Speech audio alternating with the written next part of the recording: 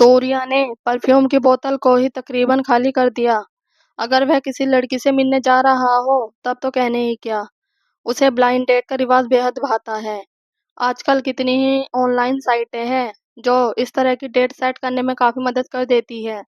सूर्या आज पहली बार blind date पर नहीं जा रहा है। हाँ, लेकिन आज की डेट का नाम उसे बहुत लुभा रहा है। चेरी। होटल के बेसमेंट में रेस्टोरेंट था। एक कोने की टेबल पहले से ही रिजर्व थी। एक लड़की वहां पहले से ही बैठी थी। माफ कीजिए चेरी, मुझे देरी हो गई क्या? या फिर आपको मुझसे भी ज्यादा जल्दी थी? तिरछी मुस्कान लिए सूर्या फ्लर्ट करने में माहिर था। नहीं, मैं ही कुछ जल्दी आ गई। वह नया फ्लाईओवर खुल गया है ना, सो आने में समय ही नहीं लगा। चेरी भी बातचीत करने लगी।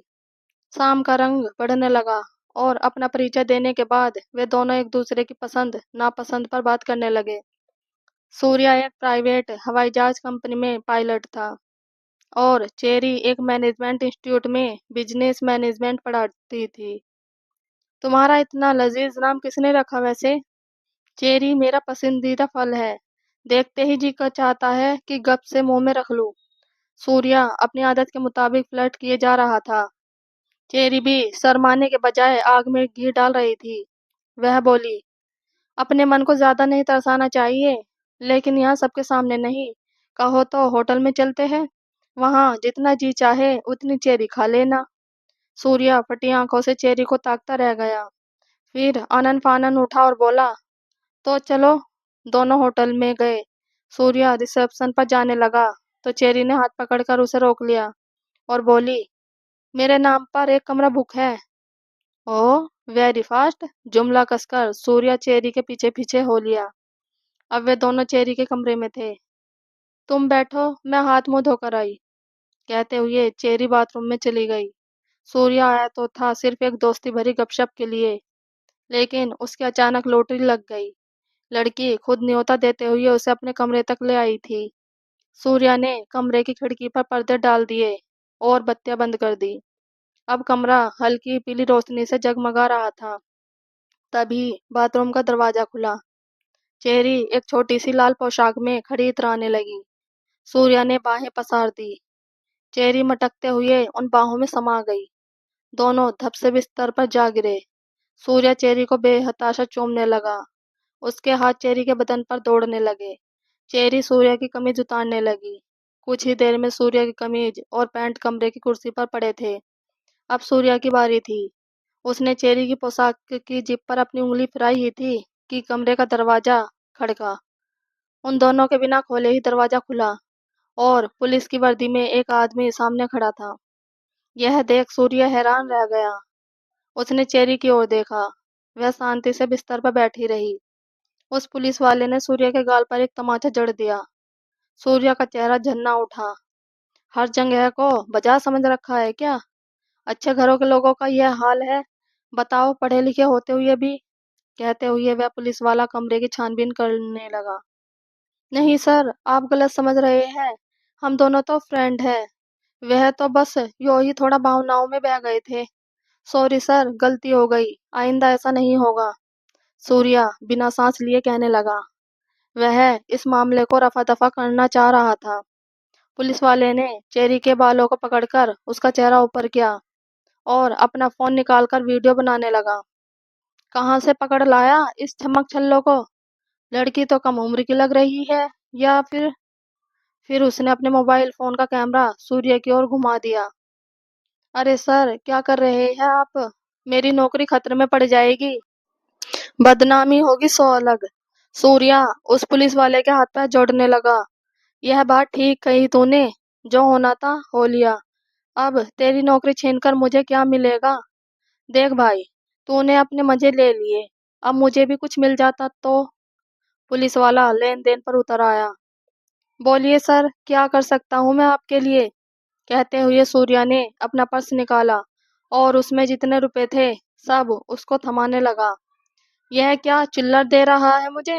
एटीएम कार्ड थमा। पुलिस वाले की नीयत का खोट अब सामने था। सूर्या सक पका गया। एटीएम या क्रेडिट कार्ड का मतलब था बेहिसाब नुकसान। पर मरता क्या ना करता। चेरी को वही छोड़ वे दोनों पास के एटीएम चल दिए। वहां पुलिस वाले ने एटीएम से 25,000 रुपये निकालकर अपनी जेब में रख लिए। फिर वह अपने रास्ते चलता बना। सूर्या ने चैन की सांस ली। वह फौरन होटल के उसी कमरे में जा पहुंचा। कमरे में घुसा तो पाया कि चेरी कपड़े बदलकर कुर्सी पर अपना सिर पकड़कर बैठी थी। चेरी के चेहरे की हवाइयां उड़ी देख सूर्य बोला, गया वह पुलिस वाला। I am so sorry. मेरी वजह से आप। चलिए, जो हुआ उस पर तो अब कोई जोर नहीं। अब यहाँ से निकलना ही बेहतर होगा। चलिए, मैं आपको छोड़ देता हूँ। बताइए, कहाँ जाना है आपको?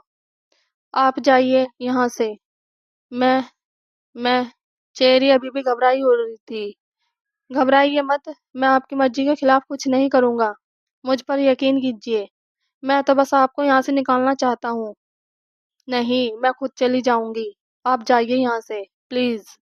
चेरी के कहने पर सूर्या ने वहाँ से चले जाना ही ठीक समझा। घर पहुंचकर सूर्या ने चैन की सांस ली।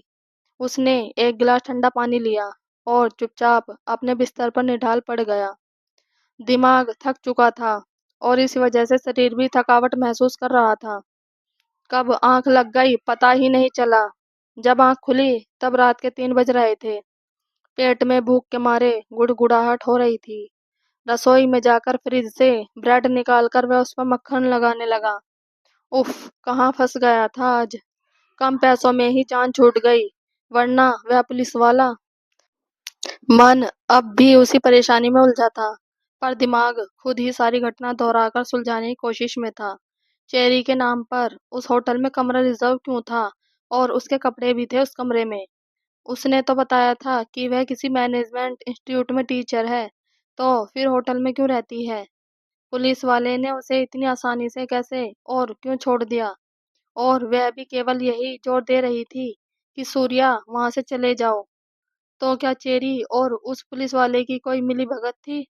कहीं ऐसा तो नहीं कि यह सब एक जाल हो पैसा ऐंठने के लिए? खैर, जान बची और लाखों पाए। अब ब्लाइंड डेटिंग के बारे में सोचूंगा भी नहीं। यह सोचकर सूर्या एक बार फिर अपने रोजाना के कामों में मसरूफ हो गया। पर अगले 2 दिन बाद ही सूर्या को उस पुलिस वाले का फिर से फोन आया। इस बार वह अपना मुंह बंद रखने के लिए 10 लाख रुपए की मांग कर रहा था और कह रहा था, और 2 लाख उस बेचारी लड़की के लिए भी लेते आना। उस बेचारी को तो तूने कुछ भी नहीं दिया। अब सूर्या को 2 दिन के अंदर ही 12 लाख रुपए का इंतजाम करना था।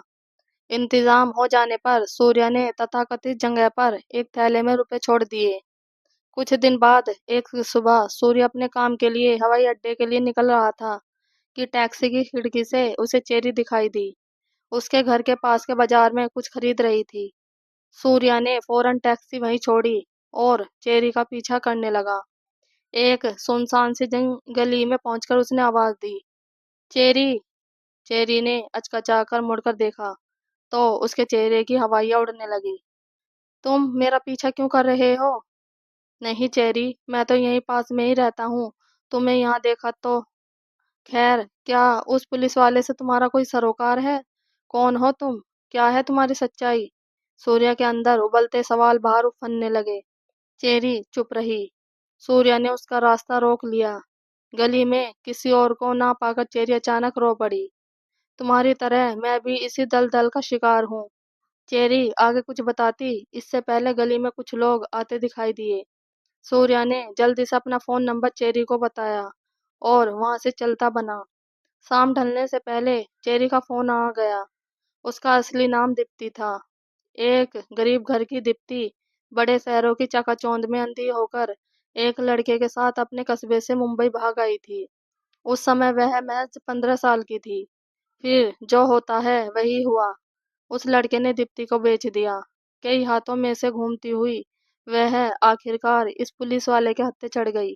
जिस्म के बाजार में अनगिनत बार बिकी दीप्ति का तन मन सब कुछ बदल चुका था, यहाँ तक कि उसका नाम भी।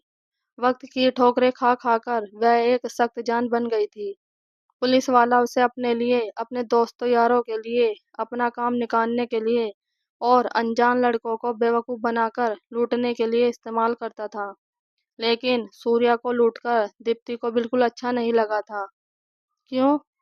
सूर्या के सवाल पर वह बोली, क्योंकि तुमने मेरे साथ कोई जबरदस्ती नहीं की और फिर तुम खुद धोखा खाने के बाद भी मुझे मेरे घर छोड़ने के लिए होटल आए। तो क्या तुम मेरी मदद कर सकती हो?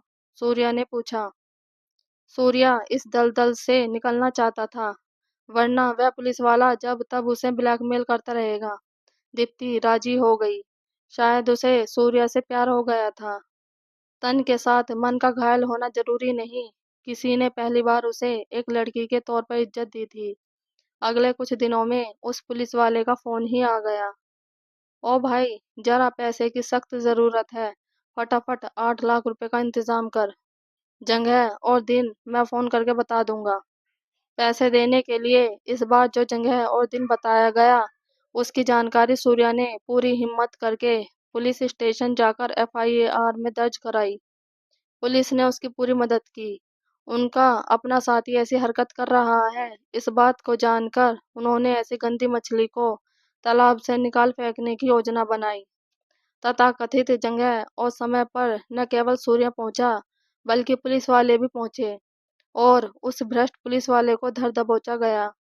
पूछताछ करने पर दीप्ति के ठिकाने का भी पता चला और उसे नारी निकेतन भिजवा दिया गया। दीप्ति की तृष्णा, पुलिस वाले के लालच और सूर्य की कामुकता ने उन तीनों को परेशानी के कीचड़ में उतार दिया था। आखिर में सच्चाई ही काम आई। Thanks for watching. और अगर आपको हमारी स्टोरी पसंद आई हो तो प्लीज़ लाइक, कमेंट और सब्सक्राइब जरूर कीजिएगा। Thank you.